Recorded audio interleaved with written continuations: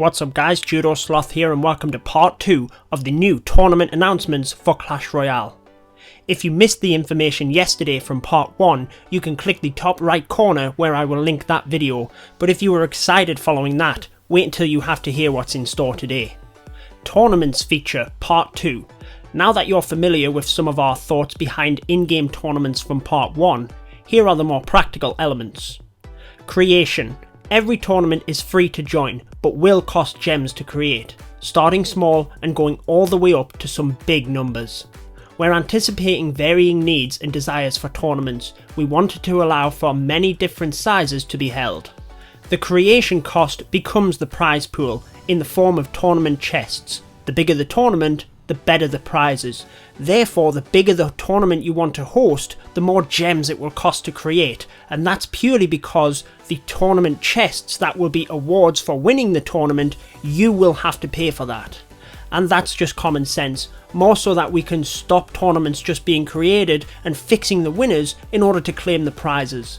Moving on to that, following on from inclusiveness in part 1, we want there to be lots of winners in every tournament. The prize pool is distributed so that at the end of a tournament, almost everyone who placed in the top half of the tournament leaderboard wins a tournament chest. Unsurprisingly, the number 1 placed player gets the biggest chest. Spoiler alert, in the largest tournament, the number 1 player will win a chest containing a whopping 15,000 cards. Also, the biggest tournament chests contain a lot of epics and legendaries. So obviously if you're entering a bigger tournament, it's much harder to win and therefore the reward will be a lot bigger. However, they don't want to make this so that only the person that wins the tournament comes out with something, so you will be able to win prizes along the way. Balance. You can play in one tournament at a time, but you can leave and join a new tournament at any time, although progress is lost from any tournament you leave. However, you cannot join another tournament while you're opening a tournament chest.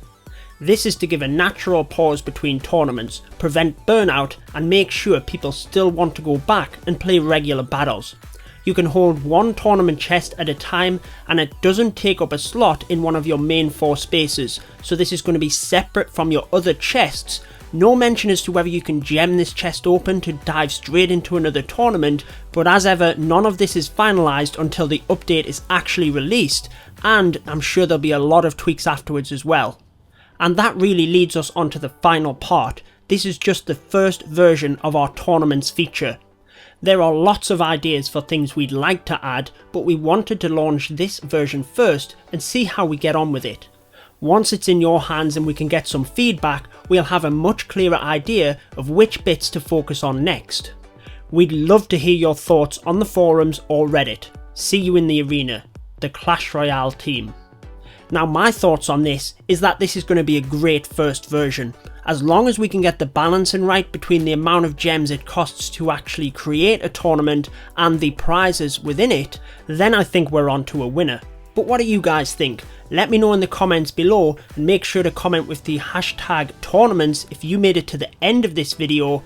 And I know that my channel is Clash of Clans focused, but I will start to bring some Royale back into it, especially with the tournaments adding a brand new dynamic into the game. So that wraps it up for this video. I've been your host Judo Sloth, and until next time, peace out guys.